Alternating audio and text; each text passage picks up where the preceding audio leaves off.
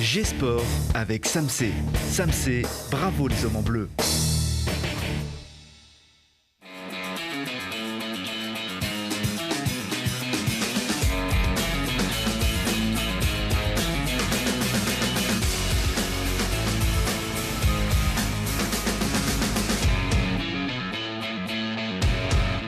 Bienvenue à tous, très heureuse de vous proposer du sourire sur vos écrans. Ici, c'est du sport qui fait du bien, qui fédère et qui fait pétiller nos Isérois bien au-delà de nos frontières. Regardez, Marion Boras, Iséroise, qui habite à Pontcharrat, qui a réalisé son rêve de participer aux Jeux Olympiques avec en plus une 7e place très prometteuse, championne d'Europe, vice-championne d'Europe de cyclisme sur piste et maintenant cap sur Paris 2024. Marion, bienvenue.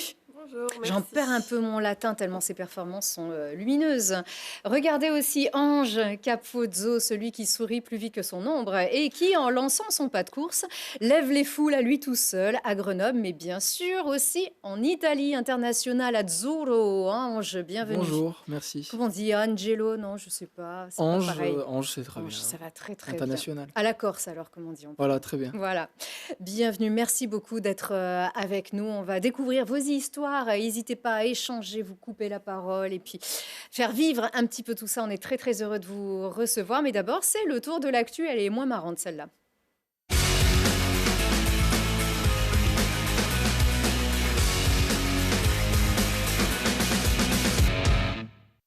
Nos équipes sont décidément dans le brouillard avec des résultats aussi tristes que la froide grisaille de novembre avec le GF38 qui tombe. Ah non, ça c'est le FCG. Ah bah oui, bien sûr. Bah allez, tant qu'à faire, voilà, on va vous donner toutes les images qui sont pas bien belles. Donc on disait le FCG qui tombe chez le 17e de Ligue 2, Valenciennes, qui donc a trouvé la clé dès la 21e minute. On vient de le voir avec le jeune Baptiste Guillaume qui parvient à tromper Brice Maubleu, le gardien et capitaine isérois qui exclut ici du match. On le voit quelques minutes plus tard. Grenoble a donc subi, mais le score n'a pas évolué. Soirée à effacer pour le GF38 qui reste bien classé néanmoins à la 10e place de Ligue 2. Les brûleurs de loups, eux, eh bien, sont tombés à Bordeaux qui prend sa revanche sur les brûleurs quelques semaines après avoir étouffé les boxers 8-0 à Pôle Sud. Les Grenoblois sont donc tombés dans l'épreuve des tirs au but. Ils se sont inclinés 3-2.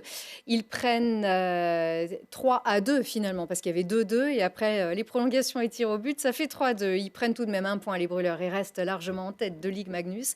Ils n'ont perdu que 3 matchs sur 16. Ça va. Il y a des Pourquoi tu fais l'amour?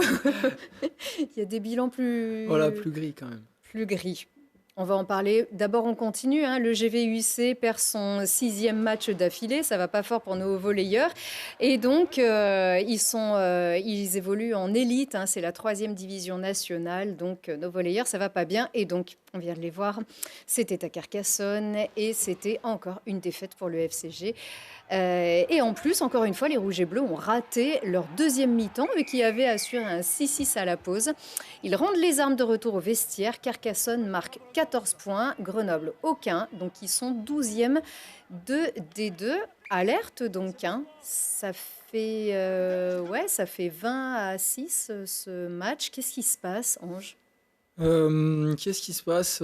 C'est assez difficile de faire un bilan quand même de tout ça. Il y a des choses qui sont très positives, notamment, comme vous venez de dire, la première mi-temps, où on tient bien le score, on est quand même à l'extérieur. Stratégiquement, je trouve qu'il y a des choses qui sont très intéressantes quand même. Et après, il y a cette deuxième mi-temps où on est assez différent, on va dire. Où on se reconnaît pas trop et où l'adversaire prend le dessus sur nous. C'est des scénarios qui se répètent quand même maintenant pas mal de fois dans la saison. Donc d'un côté, on peut se dire il y a quand même des séquences qui sont super intéressantes, donc on peut continuer à y croire, on peut continuer à penser que ça va changer. Et d'un autre côté, quand ça se répète, souvent c'est qu'il y a un mal qui est plus profond et qui est autre part. Donc maintenant, à nous de le trouver et de le changer. Oui, alors tu es éloigné de cette équipe en ce moment, on le voit avec ce gros pansement, hein, tu es blessé à la main. Avec le recul, est-ce que c'est la jeunesse de cette formation, donc jeune en termes d'effectifs, mais aussi en termes de durée, hein, elle a été très fraîchement recomposée, cette équipe. Est-ce que c'est ça qui peut expliquer ce revers? Donc est-ce qu'on peut encore chercher des excuses au FCG ou est-ce que non, là ça y est, maintenant il faut y aller? Non, non, non, non, pas du tout. Je pense que le temps des excuses, ça peut fonctionner sur quelques semaines. Là, maintenant, aujourd'hui, ça fait plus de 3 mois qu'on a repris le championnat. Donc non, c'est plus du tout le temps des excuses. Après, je crois pas que ça soit une histoire non plus de jeunesse ou ni d'effectifs, ni de coach, ni d'infrastructure. Même si tout ça a été changé, enfin pas les infrastructures, Voilà, mais en tout cas tout a été changé. Pour moi, le principal, il reste quand même sur le terrain et ça reste nous les joueurs. C'est qu'à un moment donné, voilà, il y a sur tous les matchs qu'on a perdus, il y a eu des moments où on n'a pas fait le taf et on n'en a pas mis assez en tout cas. On a mis beaucoup certaines fois, mais pas assez pour pouvoir gagner tous les matchs, au moins à domicile, comme c'était l'objectif de début de saison. Mais oui, beaucoup de chutes à domicile. Voilà, Hein. donc non, c'est pas le temps des excuses. Je pense qu'il faut maintenant faire comme on l'a fait d'ailleurs cette semaine, un bilan très clair sur nous.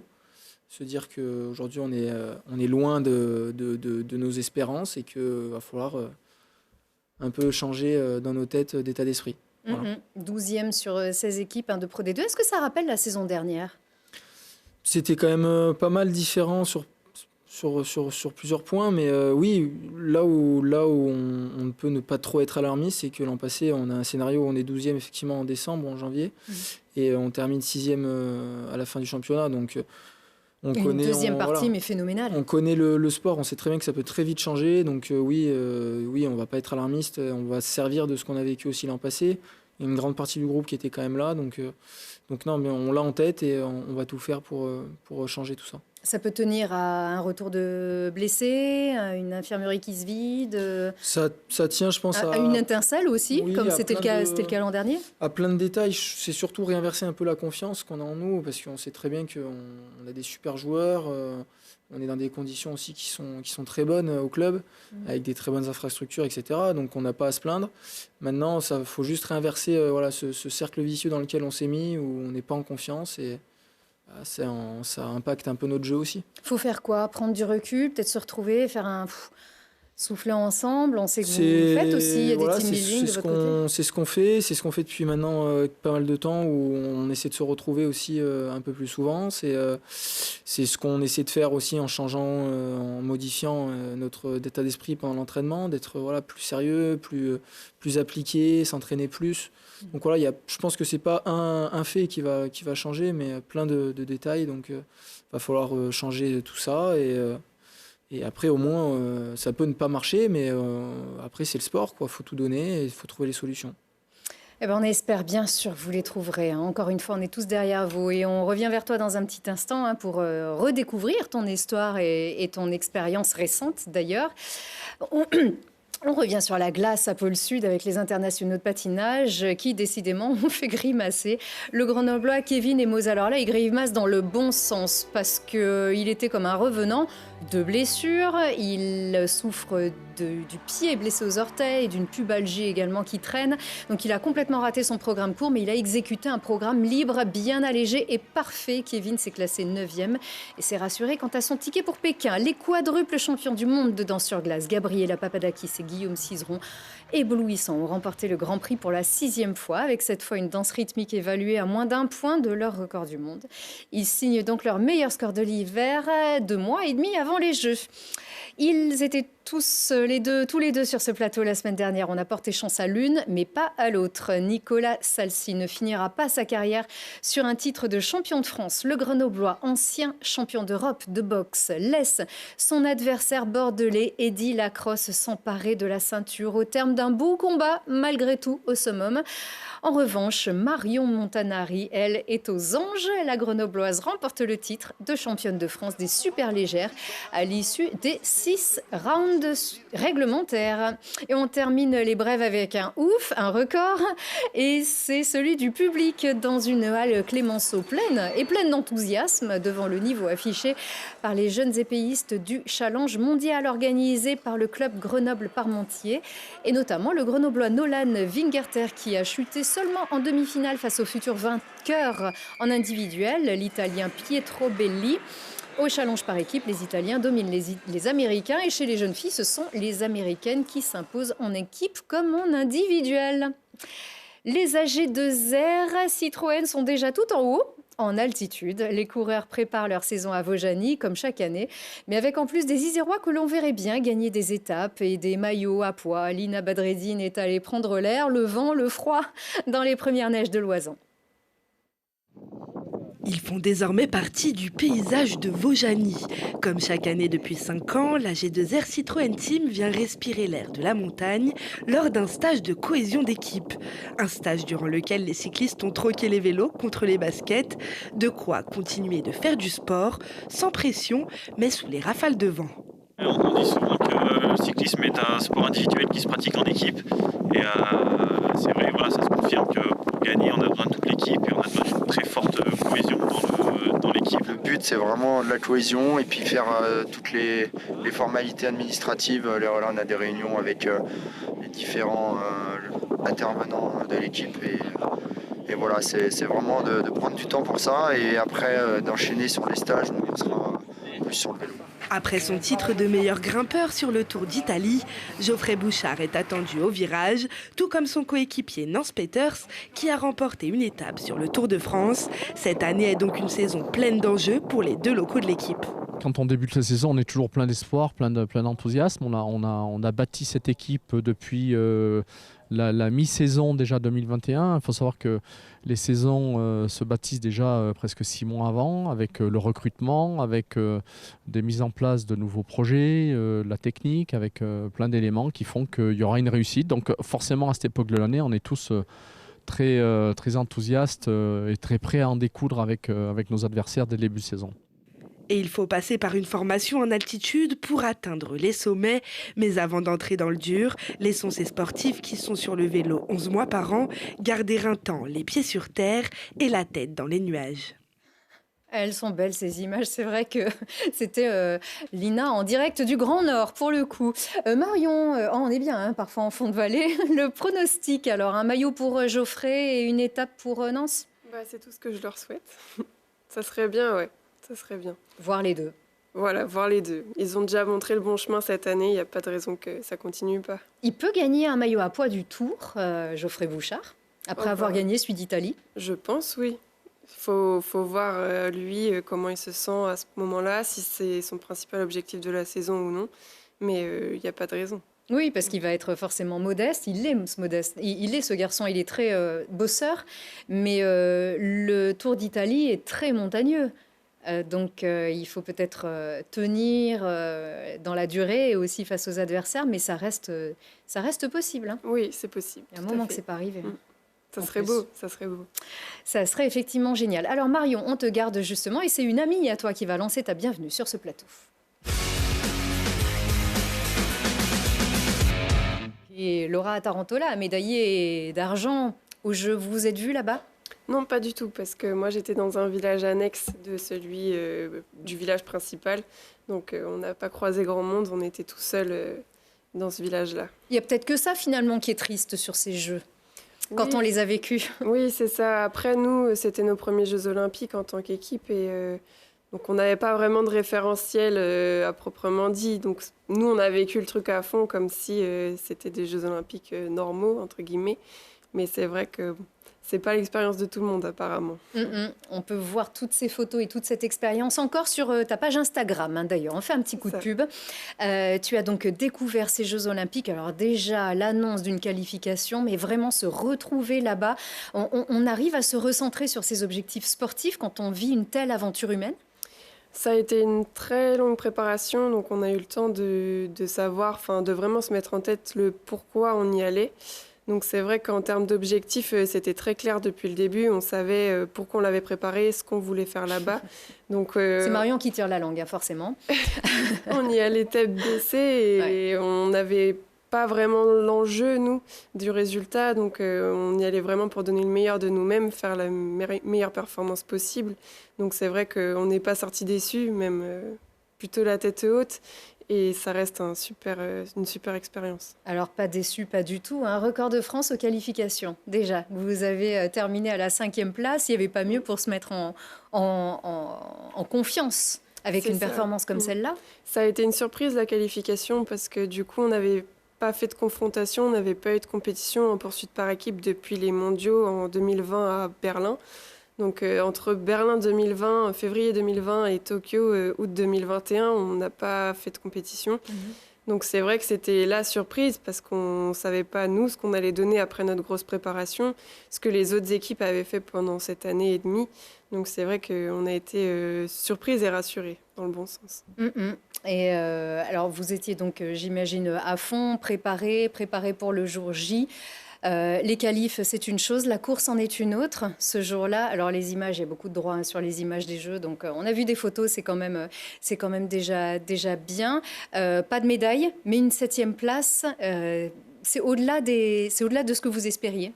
On s'est qualifié 8e équipe sur 8, donc c'est vrai qu'on n'avait pas trop d'attente en termes de place parce qu'on avait quand même un petit gap à gagner en termes de temps par rapport aux meilleures équipes, aux 7 meilleures équipes qui sont devant nous.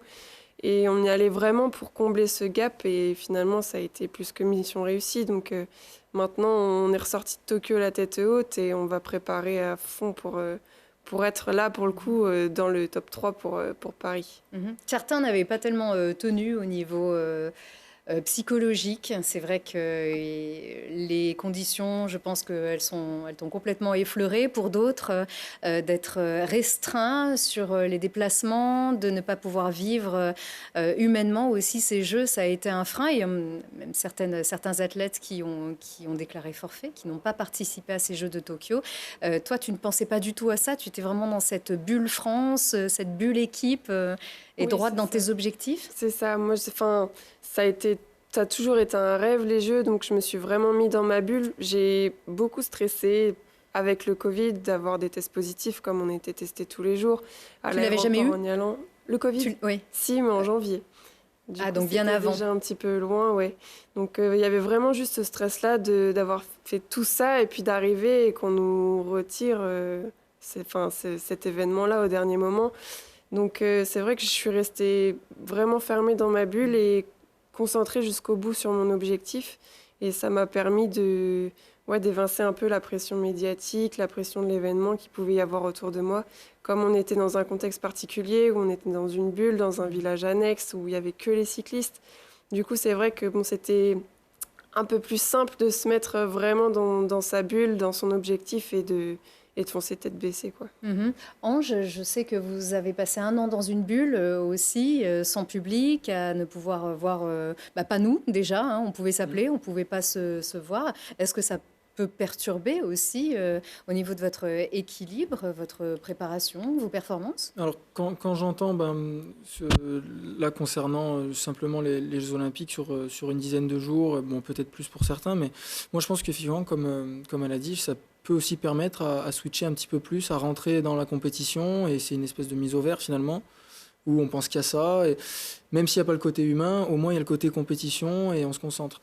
Après, effectivement, sur vraiment énormément de durée, comme on a pu vivre sur des compétitions longues, oui, c'est dur. C'est dur parce que y a forcément des passages dans la saison qui sont moins bons que d'autres, où on est moins performant, on a des blessures.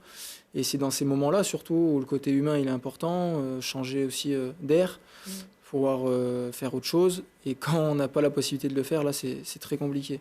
Et la crainte du test positif, alors vous avez des matchs aussi toutes les semaines. Pour Marion, c'était vraiment la course d'un jour, en tout cas en ce début de carrière. Et presque, j'allais dire, les concernant, presque d'une vie, puisque nous, on a la chance de faire un sport où toutes les semaines, on peut se remettre en question, on peut avoir une seconde chance, une troisième chance, une quatrième chance.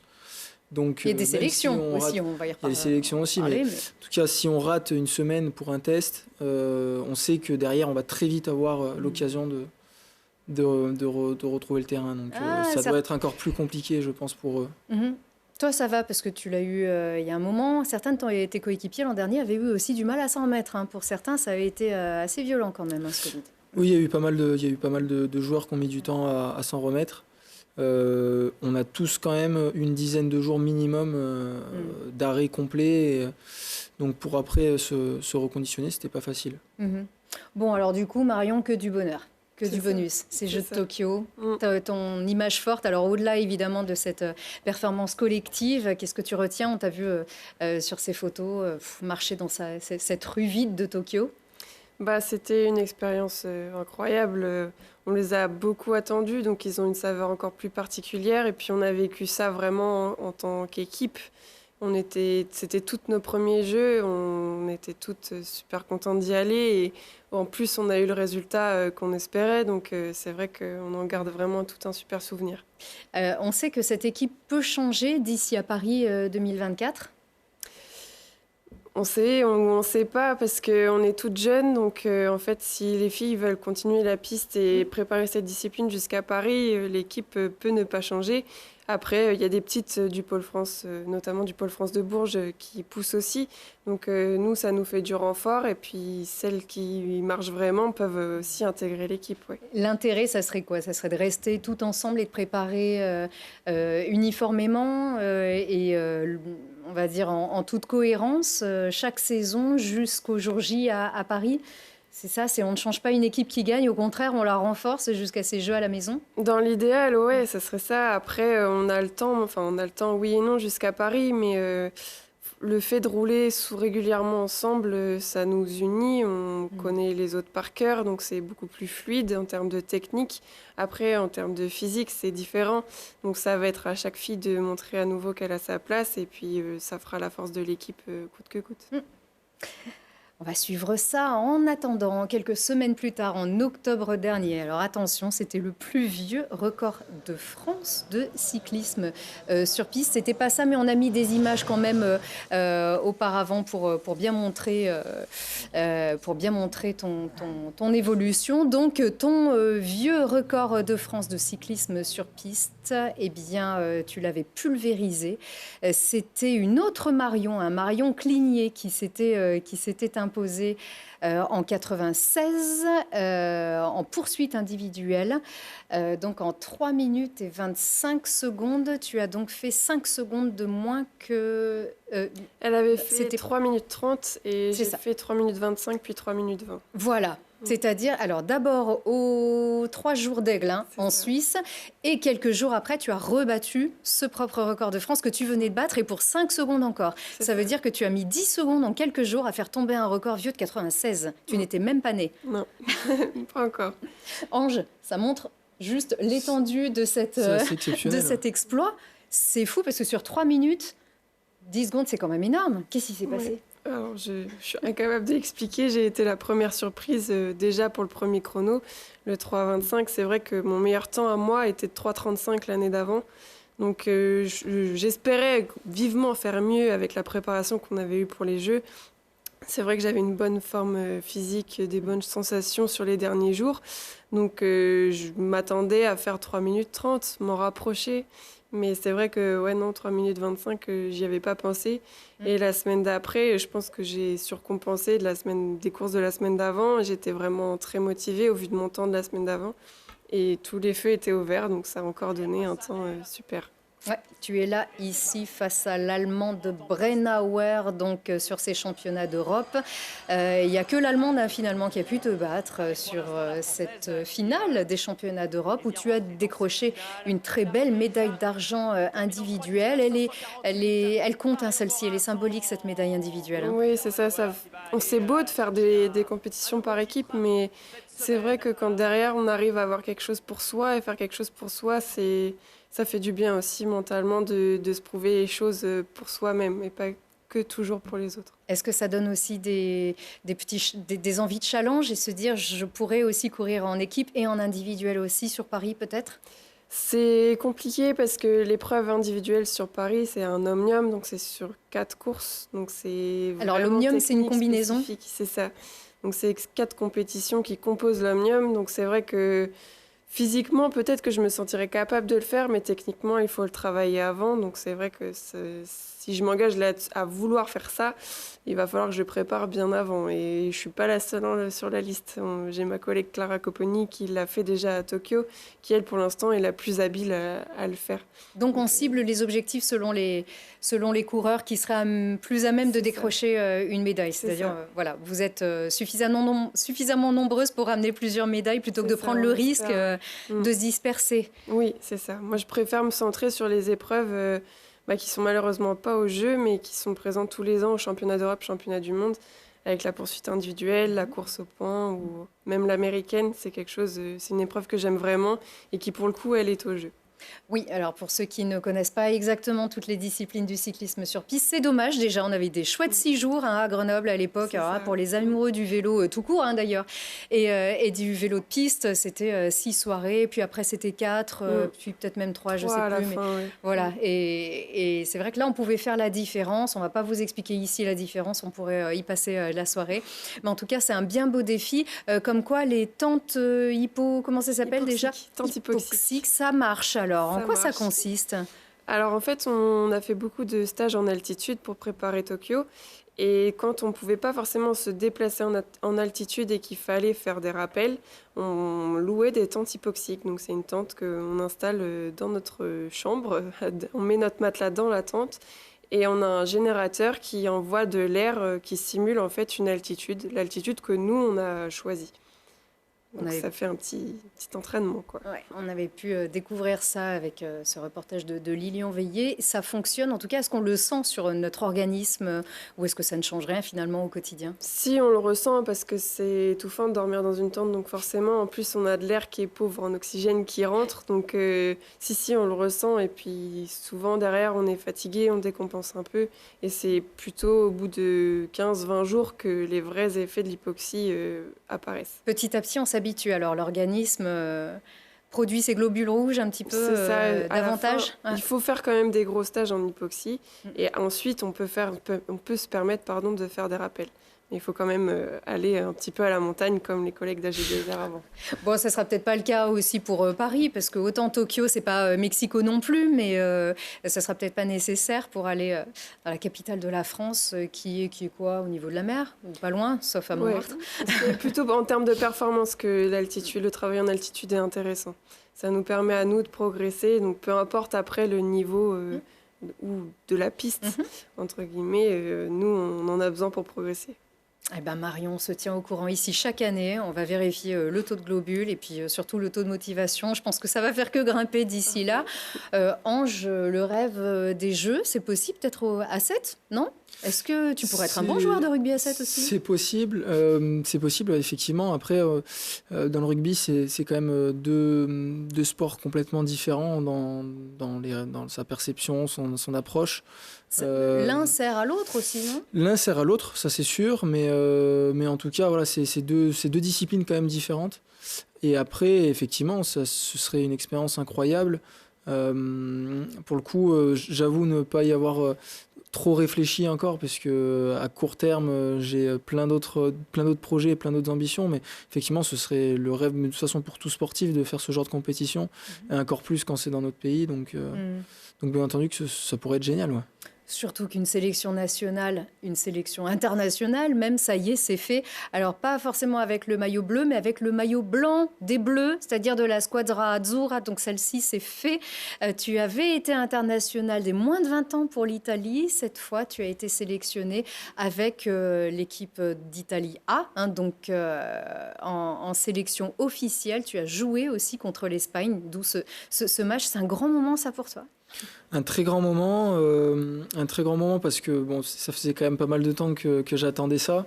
Depuis la sélection avec les moins de 20 ans, c'est toujours resté dans un coin de ma tête. J'avais envie déjà de retrouver certains coéquipiers que j'avais eus, que je voyais commencer à grappiller du temps de jeu avec l'équipe d'Italie. Donc, ils étaient là pour certains? Il y en avait quelques-uns qui étaient avec moi et quelques-uns qui étaient dans la grande équipe. Mais en tout cas, c'est un premier pas qui est super important. Et puis, au-delà même des objectifs, c'est simplement les émotions que ça peut nous procurer. Avec, voilà, c'est l'hymne national, c'est du public autour, c'est une atmosphère qui est quand même très différente d'un match de championnat normal. C'est un match international. Et voilà, l'atmosphère, les engagements de chaque joueur sont complètement multipliés. Donc c'était exceptionnel. Ouais. Je peux pas te faire chanter l'hymne italien, mais tu le connais? Tu es obligé de l'apprendre par cœur? Je le connais, bien sûr. Ah, bien sûr, d'accord. bien sûr. J'avais quand même un peu des restes de la Coupe du Monde moins de 20, mais j'avoue que je l'ai un peu révisé encore quand je suis retourné. Tu parles italien complètement depuis, parce qu'on s'était vu à l'époque où tu venais d'intégrer Alors, cette équipe d'Italie. Ah oui, pas trop, pas couramment. Je me débrouille très très bien. Forcément, on vit tous ensemble. Encore une fois, avec la bulle sanitaire, on n'est que ensemble. Là, pour le coup, il n'y a pas de distraction autre. Et puis, pour le coup, personne parle français dans l'équipe. Surtout le staff. Voilà, il y a un coach qui parle français, donc j'ai dû vraiment travailler sur ça. Et ça vient tout doucement. Après, c'est avec la répétition aussi de cette semaine-là que je pense que je vais perfectionner tout ça. Mais c'est très important quand même pour la vie du groupe et voilà, de faire l'effort et de se débrouiller, de se faire comprendre et de comprendre les autres. Ouais, c'est une super aventure. Alors, elle aurait pu se prolonger, cette aventure, dans le temps, mais une blessure est arrivée. Tu devais jouer, en tout cas, tu avais une potentielle sélection contre l'Uruguay, mais il y a donc ce bandage qui est venu perturber tout ce joli chemin qui se dessinait devant toi. Tu t'es cassé la main lors du match contre Provence Rugby, Aix-en-Provence. Tu t'es cassé, c'est une phalange, c'est ça? Oui, c'est ça. Et la grosse, je veux dire, celle qui... Voilà, Ouais. c'est la première phalange du petit doigt. Je me suis blessé contre Aix-en-Provence en match de championnat. J'ai pris un ballon dessus. Ça a compliqué un petit par rapport à une fracture normale. Ce qui a été un peu compliqué, c'est qu'il y a eu des morceaux d'os qui sont partis un peu dans le doigt. Donc il a fallu rassembler un peu tout ça. Et puis, Faire un peu de couture à l'intérieur. Voilà, mettre quelques vis pour que ça tienne. 6. C'est ça, 6 vis. Voilà, c'est une belle fracture. Mais donc voilà, malheureusement, c'est pas une blessure anodine quand même, donc il faut la soigner, il faut faire attention et puis faire en sorte que le doigt il remarche pour le reste de la vie, parce que bon, il n'y a pas que le rugby, ça dure 10 ans et on va bien se soigner comme il faut. Oui, c'est la main droite. Et tu es droitier. Je suis droitier. Voilà. Et quand on sait que le rugby se joue avec les mains, il vaut mieux bien la soigner. Il faut qu'elle se réduise bien, cette fracture, comme on dit. Éloignée pour encore un bon mois, quand même. On va voilà, c'est ça. Il y a une trêve hivernale, mi-décembre jusqu'à début janvier. Donc le but, c'est que je gagne le maximum de temps jusqu'à mi-décembre pour me renforcer, pour bien cicatriser, pour garder une condition physique quand même qui soit acceptable. Et puis après, reprendre en janvier les entraînements normalement. Voilà. Du coup, tu n'as pas pu être sélectionné avec cette équipe d'Italie. J'imagine des regrets? Des regrets. Après, il y a quand même eu la première sélection. Oui. Donc je pense que ça aurait été plus difficile à accepter si ça a été juste avant ma première sélection. Là, je pense que ça aurait été très dur. Le fait que maintenant, cette première sélection soit arrivée... quelque part, ça m'a quand même rassuré, où j'ai pas l'impression d'avoir loupé vraiment quelque chose de très important. Bien entendu que les premiers jours, c'était un peu compliqué psychologiquement et mentalement.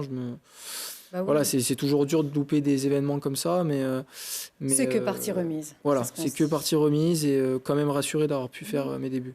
Oui, alors ce qu'on se dit, et quand on est très chauvin, je vais te poser une question qui est peut-être assez culottée et même assez irrespectueuse aussi pour ce maillot d'Italie. Mais quand on sait que lorsque tu étais international des moins de 20, tu avais aussi des coéquipiers, Kylian Gérassi et Antonin Berruyer, qui eux étaient sélectionnés en équipe de France et qui eux ont été champions du monde des moins de 20 ans. Antonin rejoue, c'est merveilleux. Après son AVC, on est très content de le revoir. Ouais. Kylian, depuis lui, a été sélectionné pour l'équipe de France. Cette équipe de France qui cartonne vraiment avec ce match contre la Nouvelle-Zélande qui est juste absolument hallucinant. Est-ce que tu as aussi des envies de France? En fait, logiquement, est-ce que tu te dis, est-ce que j'ai pas une place pour moi, en fait? Alors, déjà, au tout début, pour répondre à la première question, c'est que j'ai jamais eu de choix entre l'équipe de France et l'Italie. Moi, mes envies, bien entendu, je suis français, j'ai une culture très forte italienne, donc moi, mes envies, forcément, c'est que ce soit la France ou l'Italie, pour moi, c'était pratiquement similaire dans la joie si j'étais sélectionné. On peut préciser que tu n'as pas la nationalité italienne, voilà, pas encore. C'est ça. Ça va probablement venir, mais ce n'est pas une condition en tout cas pour jouer avec le maillot italien. Exactement. La condition au rugby, alors je pense que c'est dans les sports, ça doit être différent dans chaque sport, mais nous c'est un lien de parenté et ça peut remonter jusqu'aux grands-parents. Et moi, vu que mes grands-parents sont nés en Italie, j'avais la possibilité de pouvoir jouer pour l'Italie. Et Madagascar, du coup, parce que j'ai un grand-père qui est né à Madagascar aussi. C'est ça. On joue au rugby à Madagascar Ça joue un petit peu. C'est pas le même niveau, mais ça joue un petit peu. Ça peut, hein, c'est à suivre en tout cas. Mais du coup, non, j'ai jamais eu vraiment de choix à faire. Jamais été appelé par l'équipe de France depuis tout jeune, donc voilà. Donc, on verra plus tard, et puis de toute façon... Et je suis très heureux de jouer pour l'Italie, et pour oui. moi, maintenant que cette décision a été prise et que j'ai eu cette première sélection, pour moi, je ne me pose pas du tout la question de jouer pour la France. C'est très clair pour moi que je représente l'Italie. D'accord. Et pour le premier match du tournoi Destination, donc France-Italie, pour qui est-ce que ton cœur va battre? L'Italie, forcément. Yes. Voilà, tu es un très bon équipier. Et un tellement bon équipier d'ailleurs que l'an dernier, tu en as mis vraiment, vraiment plein les yeux. Alors là, c'est pas l'an dernier, c'est cette saison. On va voir quand même le premier et le seul, et c'est pour l'instant de la saison. Il est au Stade des Alpes sur un match que vous n'avez pas gagné. Puisque vous n'avez pas beaucoup gagné au Stade des Alpes cette année, il faut le rappeler. Gagné une fois. Ouais. Contre Agen. C'est ça. Et mais tu n'es jamais avare, ni pour toi-même, ni pour tes coéquipiers, lorsque tu t'approches de cette ligne d'en-but. Ange, quelle saison l'an passé! Des essais marqués de 100 mètres, des passes miraculeuses, des petits trous de souris que tu es allé chercher dans ces courses folles. Qu'est-ce qui s'est passé l'an dernier? Mais quelle saison, Ange! C'est vrai, quelle saison. Bon, maintenant, 10 essais. Maintenant, 10 oui, essais. c'est ça, exactement. Maintenant, le soufflet il est quand même redescendu. J'en ai bien profité avec ma famille et mes proches cet été. C'était très cool. Ça a permis aussi forcément de jouer un petit peu dans les résultats de l'équipe. C'est le but. Hein. On n'a pas de récompense individuelle pour le coup. C'est vraiment pour que l'équipe performe. Donc très content de tout ça.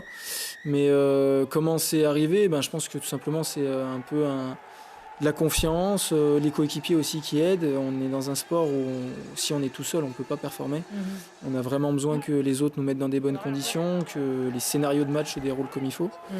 Donc voilà, c'est une année qui a marché pour moi et j'espère que pour l'équipe et pour moi, ça va continuer dans ce sens-là. C'est sûr. Moi, je m'en lasse pas. Je peux les regarder en boucle et je peux même les remettre à chaque émission d'ailleurs. Allez, pourquoi pas. Tous ces essais qui doivent aussi sûrement nous donner envie d'en revoir encore bien d'autres, mais on est sûr que ça va aller mieux. Vous avez une belle équipe. J'espère. Vous avez tout pour réussir. J'espère vraiment. Alors forcément, des essais comme ça, on s'imagine que ça donne envie à tout le monde, évidemment. Nos jeunes performent. Ils sont formés ici à Grenoble avec une excellence de la formation au FCG Rugby. Et ils partent tous les uns après les autres. Alors on s'est dit, ça va forcément arriver à un moment donné. Mais il y a pas mal de rumeurs aussi. Et c'était important aussi pour toi de demander un petit peu de respect, aussi bien pour toi que pour ton staff. Et pour même tous les clubs qui pourraient un jour te voir arriver. Ça, c'est hyper important. Comment est-ce que tu réagis à ces rumeurs? Déjà, la première chose, c'est que j'avais été contacté l'an passé, où j'avais la possibilité donc de partir l'an passé. Moi, je suis très très proche du club. Depuis que j'ai 10 ans, je joue à Grenoble. Voilà, tous les dirigeants, le staff, on se connaît depuis très très longtemps. Et voilà, on s'était mis d'accord pour continuer l'aventure qu'on avait ensemble. Moi, ça me semblait important aussi de continuer parce que selon moi, j'avais pas encore assez prouvé au niveau professionnel. Il me fallait encore du temps pour prendre confiance en moi, etc. Et pour progresser. Donc voilà, j'avais pris la décision de continuer. Cette année, effectivement, je suis encore en contact avec certains clubs, des contacts qui sont effectivement assez avancés. Mais non, oui, c'était important que le message passe, que pour l'instant, moi, tout est très clair, tout est limpide avec le FCG et que ce qu'on peut lire autre source que le FCG ou que par moi ne sont pas forcément des rumeurs qui sont vraies.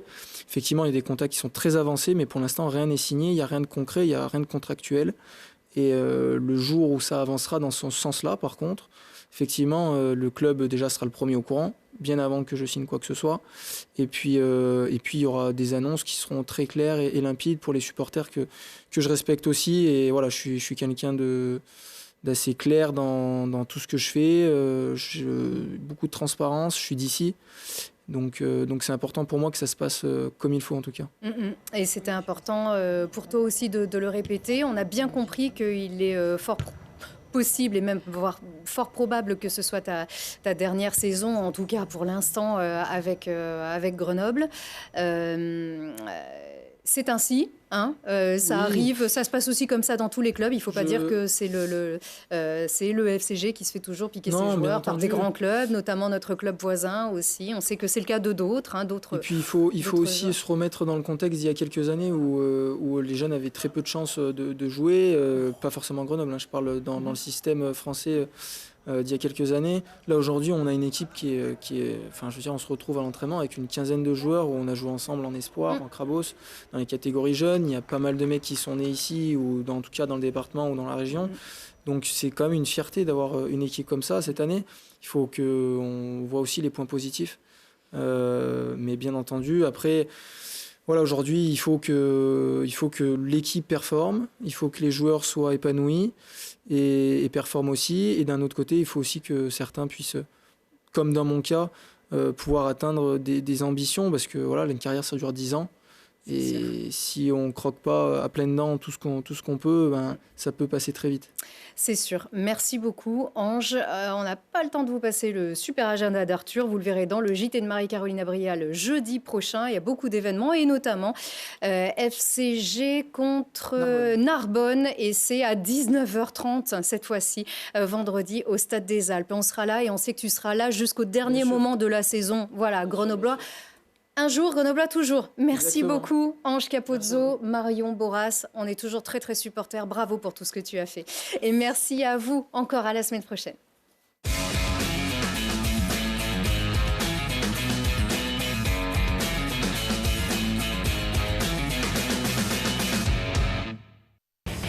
G-Sport avec Samsé. Samsé, bravo les hommes en bleu.